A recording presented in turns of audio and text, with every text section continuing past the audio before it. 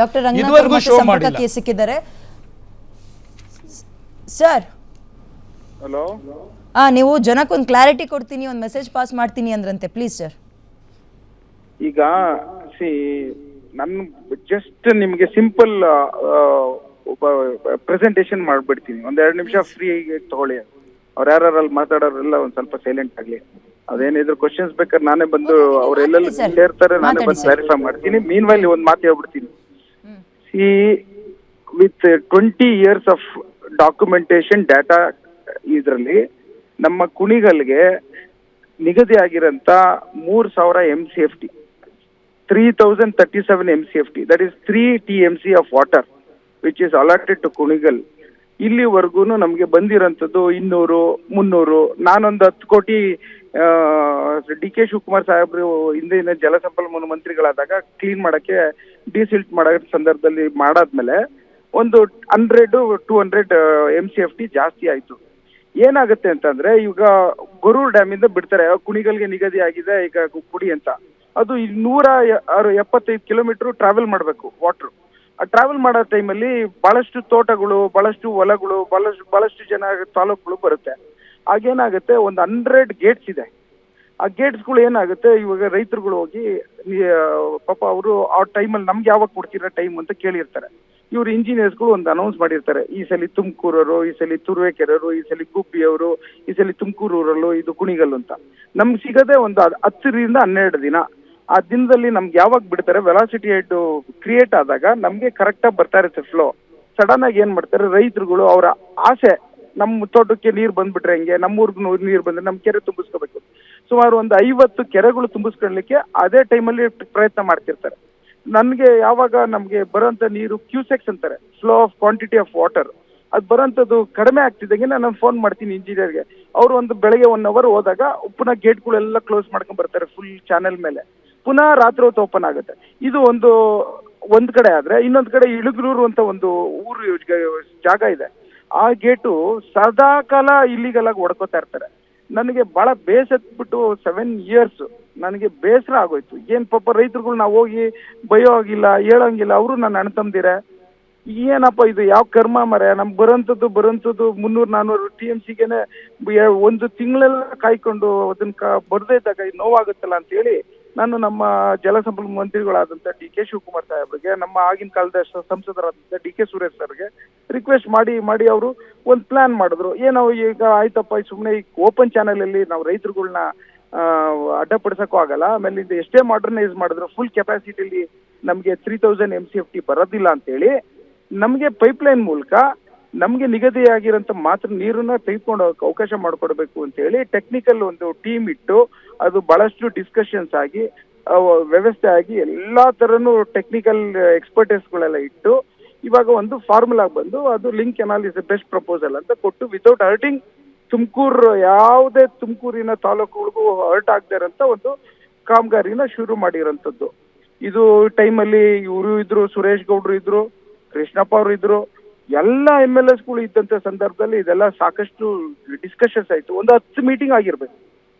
ಯಾರು ಏನು ಆವಾಗಿನ ಕಾಲದಲ್ಲೆಲ್ಲ ಅಬ್ಜೆಕ್ಷನ್ಸ್ಗಳು ಮೇಜರ್ ಆಗಿ ಈ ತರ ಮಾಡೇ ಇಲ್ಲ. ಅವರು ಎಲ್ಲ ಕ್ಯಾಬಿನೆಟ್ ಅಲ್ಲಿ ಮೂವ್ಮೆಂಟ್ ಆಯ್ತು, ಅಸೆಂಬ್ಲಿ ಡಿಸ್ಕಷನ್ ಆಯ್ತು. ಇಷ್ಟೆಲ್ಲ ಆಗಿ ನೀರು ಇವಾಗ ನಾವು ಕಾಮಗಾರಿ ತೆಗೆದುಕೊಂಡಂತ ಸಂದರ್ಭದಲ್ಲಿ ಪ್ರಚೋದನೆ ಮಾಡೋದು, ಎಲ್ಲೋ ಒಂದ್ ಕಡೆ ರಾಮನಗರ ತಗೊಂಡು ಹೋಗ್ತಾರೆ ಅಂತ. ರಾಮನಗರ ತಗೊಂಡು ಹೋಗೋದು ಮಾತೇ ಇಲ್ಲ. ಈಗ ನೆಕ್ಸ್ಟ್ ಮಾಗಡಿದು, ಹೌದು ಕುಣಿಗಲ್ದಾದ್ಮೇಲೆ ಅವ್ರಿಗೆ 500 MCFT ನಿಗದಿ ಆಗಿರೋಂಥದ್ದು ಮಾಸ್ಟರ್ ಪ್ಲಾನ್ ಅಲ್ಲಿ ಇದೆ. ಅದು ಒಂದ್ ಕಡೆ ಆದ್ರೆ ನಾನು ಫಸ್ಟ್ ಹೇಳಿದೆ, ನಾನು ಕುಣಿಗಲ್ಗೆ ಫಸ್ಟ್ ಬಂದಾದ್ಮೇಲೆ ಮಾಗಡಿಗೆ ತಗೊಂಡು ಹೋಗ್ಲಪ್ಪ, ಅದನ್ನ ಏನಾದ್ರು ಇದ್ರೆ ಕಾನೂನು ಚೌಕಟ್ಟಲ್ಲಿ ಅಂತ ಹೇಳಿದ್ದು. ಈಗ ಪುನಃ ದಿನ ಬೆಳಗ್ಗೆ ಇದ್ರೆ ತುಮಕೂರು ಜಿಲ್ಲೆಯವರು, ಇಲ್ಲ ತುಮಕೂರು ಜಿಲ್ಲೆಗೆ ಮಾತ್ರ ಸೀಮಿತ ಆಗಬೇಕು ನೀರು, ಹಾಗೆ ಹೀಗೆ ಕುಣಿಗಲ್ ತೆಗೆದುಕೊಂಡೋಗ ಅಡ್ಡಿ ಇಲ್ಲ, ಬೇರೆ ಡಿಸ್ಟ್ರಿಕ್ಟ್ಗೆ ತೆಗೆದುಕೊಂಡು ಹೋಗಕ್ಕೆ ನಾವು ವಿರೋಧ ಮಾಡ್ತೀವಿ ಅಂತ ನಾನು ಕೇಳ್ಕೊಂಡೆ. ಸೊ ಹಾಗಾಗಿ ಮಾಗಡಿಗೆ ಕೊಡೋಂಥ ನೀರನ್ನ ಬೇರೆ ರೀತಿಲಿ ಇನ್ನ ಪರ್ಯಾಯ ಮಾರ್ಗವನ್ನು ಹುಡಿಕೊಂಡು ಮುಂದಿನ ದಿನಗಳಲ್ಲಿ ಮಾಗಡಿಗೆ ಲಿಂಕ್ ಕ್ಯಾನಲ್ ಮೂಲಕ ಕೊಡೋ ಅಂತ ಅವಶ್ಯಕತೆ ಇಲ್ಲ ಅಂತ ದೊಡ್ಡವರು ತೀರ್ಮಾನ ತೆಗೆದುಕೊಂಡಿದ್ದಾರೆ.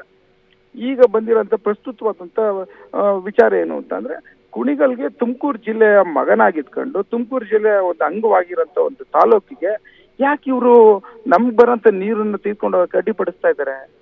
ಏನು ಇವ್ರ ಉದ್ದೇಶ ಏನು? ಯಾವ ಕಾರಣಕ್ಕೋಸ್ಕರ ಅಂದ್ರೆ, ನಾವು ನಮ್ಗೆ ಸಿಗೋಂಥ 3000 MCFT ಬರೀ 300-400 ಬದುಕೊಳ್ಳಿ. ನೀವು ನಮ್ಗೆ ಸೇರೋದಿಲ್ಲ, ನೀವು ಅವಿಭಾಜ್ಯ ಅಂಗ ಅಲ್ಲ ನಮ್ಗೆ, ನಿಮ್ಮ ಹಣೆ ಬರ ನಿಮ್ಗೆ ಬರ್ಲಿಲ್ಲ ನಾವೇನ್ ಮಾಡಕ್ಕಾಗೋದಿಲ್ಲ ಅನ್ನೋ ಧೋರಣೆಯಲ್ಲಿ ಹೋಗ್ತಾ ಇದ್ದಾರೆ. ಇದು sir sorry for the interrupt. ಈಗ ಅವರ ವಿರೋಧ ಏನಪ್ಪಾ ಅಂತ ಹೇಳಿದ್ರೆ, ಆರಂಭದಲ್ಲಿ ಕುಣಿಗಲ್ ನೆಪ ಇಟ್ಕೊಂಡು ಅಷ್ಟೊಷ್ಟು ದೊಡ್ಡ ಮಟ್ಟದ ಪೈಪ್ಗಳನ್ನ ಅಳವಡಿಸ್ಕೊಂಡು, ಪೈಪ್ ಸೈಜ್ ದೊಡ್ಡದಿದೆ, ಸೊ ನಮಗೆ ಡೌಟ್ ಇರೋದಲ್ಲಿ ಗೊತ್ತಾ, ಕುಣಿಗಲ್ ನೆಪ ಇಳ್ಕೊಂಡು ಬೇರೆ ಕಡೆಗೆ ನೀರ್ ಎಳ್ಕೊಂಡು ಹೋಗ್ತಾರೆ, ಅವಾಗ ಏನ್ ಮಾಡೋಣ? ಪೈಪ್ ದೊಡ್ಡದಿದೆ ಚಿಕ್ಕದಿದೆ ಅನ್ನೋದಕ್ಕೆ ನಾನು ಬುದ್ಧಿವಂತ ಅಲ್ಲ, ನೀವು ಕೇಳಿ ಟೀಮ್ ತಗೊಂಡಿರ್ತಾರೆ, ಅದನ್ನ ಕೂತ್ಕೊಂಡ್ ಬೇಕಾದ್ರೆ ಯಾರು ಬೇಕಾದ್ರೆ ಕ್ಲಾರಿಫೈ ಮಾಡೋಣ. ದೊಡ್ಡದು ಕುಣಿಗಲ್ ಒಂದು ನೆಪ ಅಷ್ಟೇ, ಕುಣಿಗಲ್ ಮೂಗಿಗೆ ಮತ್ತೆ ತುಪ್ಪ ಸವರ್ತಾ ಇದ್ದಾರೆ.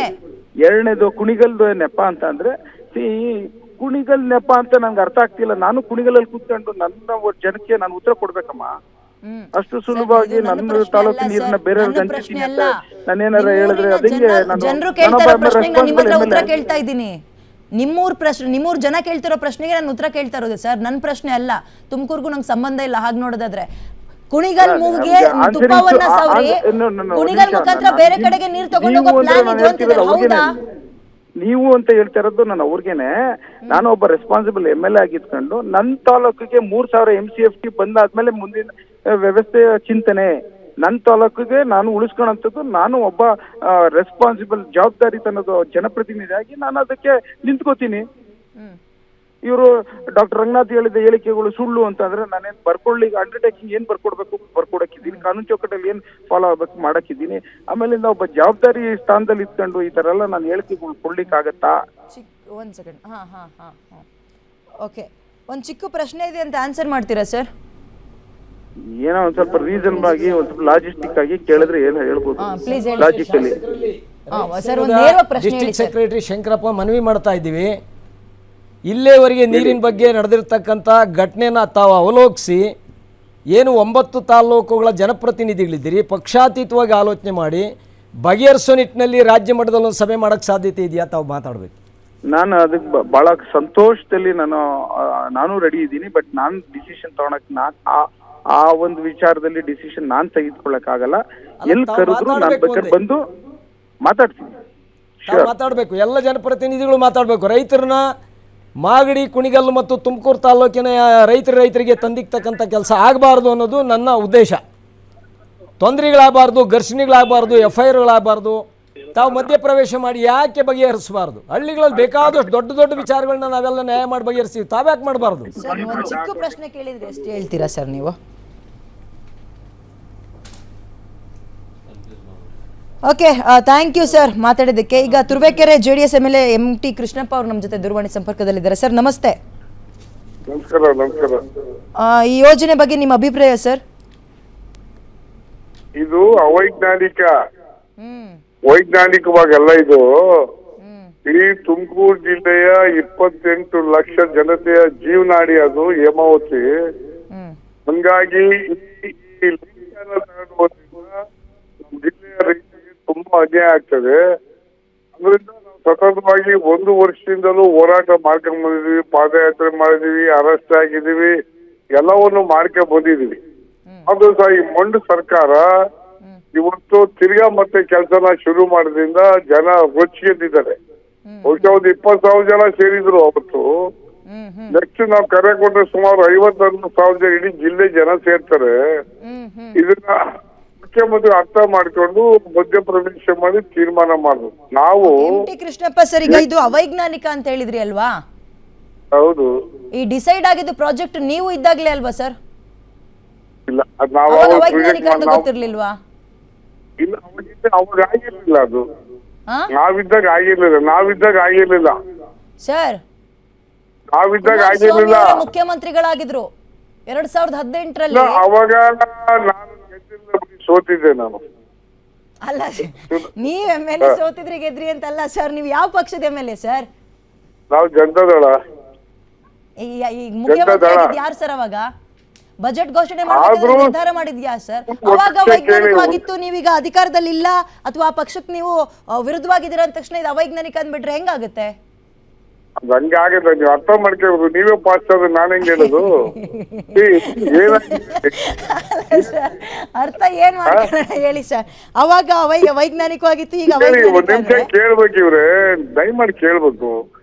ಅವರು ಇದೇ D K Shivakumar irrigation minister ಇದ್ರು, ಅವರು ಮಾಡ್ಕೊಂಡಿದ್ದಾರೆ. ಅದನ್ನ ಯಡಿಯೂರಪ್ಪನವ್ರು ಬಂದು ರದ್ದು ಮಾಡಿದ್ರು ಅವೈಜ್ಞಾನಿಕ ಅಂತ. ಅದಾದ್ರು ತಿರುಗಿ ಯಾಕೆ ಮಾಡ್ಬೇಕಿನ್ನ? ನಾವು ಅವ್ರಿಗೆ 3.1 TMC ವಿರೋಧಿಲ್ಲ ಮೇಡಮ್ ಅವರೇ.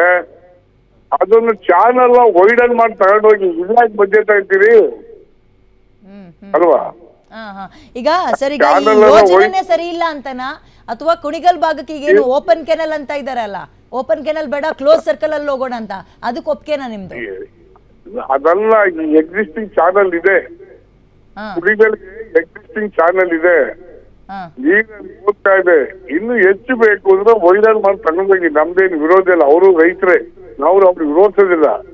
ಇಲ್ಲಿ ಮಧ್ಯ 75 ಕಿಲೋಮೀಟರ್ ಹೋದ್ರೆ 190 ಕಿಲೋಮೀಟರ್ ಹೋಗೋದಿಲ್ಲ, ಅದು ಅವೈಜ್ಞಾನಿಕ ಅಂತ. ಯಾವಾಗ ಈ ಹೇಮಾವತಿ ನೀರು ತುಮಕೂರಿಗೆ ಬರೋಕ್ ಶುರುವಾಯ್ತು ಆಗಿಂದ ಇಲ್ಲಿ ತನಕ ಕುಣಿಗಲಿಗೆ ಅವ್ರಿಗೆ ಹೇಳಿದ್ಮಷ್ಟು ನೀರ್ ಕೊಟ್ಟೇ ಇಲ್ಲ 1 ವರ್ಷನೂ ಅಂತ ಅವ್ರು ಅಂತಾರೆ. ನಮಗ್ ಬೇಡವಾ, ನೀರ್ ಬೇಡವಾ? ಹಾಗಾದ್ರೆ ಕುಣಿಗಲ್ ನಾವೇನ್ ಬೇರೆಯವ್ರ? ತಗೊಂಡೋಗಿ ನಾವೇನ್ ಬೇಡ ಅಂತ ಹೇಳಕ್ಕೆಲ್ಲ, ತಗೊಂಡೋಗಿ ನಾವೇನ್ ಬೇಡ ಅಂದಿದೀವ? ಮತ್ತೆ ಚಾನಲ್ ಒಂದಾಗಿ ತಗೊಂಡೋಗ್ತೀರಿ. ನಿಮ್ಗೋಸ್ಕರ ಒಂದು ಚಾನಲ್ ಇಲ್ಲ, ನಿಮ್ಗೋಸ್ಕರ ಒಂದು ಚಾನಲ್ ಕೊಟ್ಟಿದೀವಲ್ಲ, ಆ ತಗೊಂಡೋಗಿ ಚಾನಲ್ ನಲ್ಲಿ ಯಾರು ಬೇಡ ಅಂತಾರೆ? ಯಾಕೆ ಹೊಡಿತೀರಿ ಅಲ್ವಾ? ಹಲೋ, ಮಾತಾಡಿ ಸರ್, ಮಾತಾಡಿ. ಅಲ್ಲ, ಈಗ ತಗೊಂಡೋಗಿ ಅಂದ್ರೆ ಯಾವ್ದ್ರಲ್ಲಿ ತಗೊಂಡ್ ಹೋಗ್ತಾರೆ ಸರ್? ಒಂದ್ಸಲ ಅಟ್ಲೀಸ್ಟ್ 3 TMC 1 TMC ನೀರು ಪೂರೈಸಕ್ ಆಗಿಲ್ವಲ್ಲ ಇಲ್ಲಿ ತನಕ ಇಷ್ಟು ವರ್ಷದಲ್ಲಿ? ನಿಮ್ಗೆ ಪಾಪ ಪ್ರಾಕ್ಟಿಕಲ್ ಗೊತ್ತಾಗೋದಿಲ್ಲ. ನೀವೊಂದ್ಸರಿ ಚಾನಲ್ ಬನ್ನಿ, ನಾವು ತೋರಿಸಿ. ಸರ್, ಈಗ ಸರಿ, ನನಗೆ ಗೊತ್ತಾಗ್ತಿಲ್ಲ ಲೆಕ್ಕಾಚಾರ ನೀವ್ ಹೇಳಿ ಸರ್. ಗೊತ್ತಿರೋದು ಇಡೀ ಜನ ಕೇಳ್ತಿರ್ತಾರಲ್ಲ, ನಿಮ್ಮೂರ್ನವರೇ ಕೇಳ್ತಿರ್ತಾರೆ, ಅದ್ ನೀವ್ ಹೇಳಿ. ಕೇಳ್ರಿ, ಕುಣಿಗಲ್ ಕೆರೆಗೆ ಚಾನಲ್ ಎಕ್ಸಿಸ್ಟಿಂಗ್ ಚಾನಲ್ 20 ವರ್ಷದಿಂದ ಇದೆ. ಇವತ್ತು ನೀವು ಅದನ್ನ ವೈಡನ್ ಮಾಡಿ ತಗೊಂಡೋಗಿ ಇನ್ನೂ ಜಾಸ್ತಿ ನಾವೇನ್ ಬೇಡ ಅನ್ನಲ್ಲ. ಇನ್ನು ಮಧ್ಯ ಹಾಕಿ ಹೊಡಿತೀರಿ.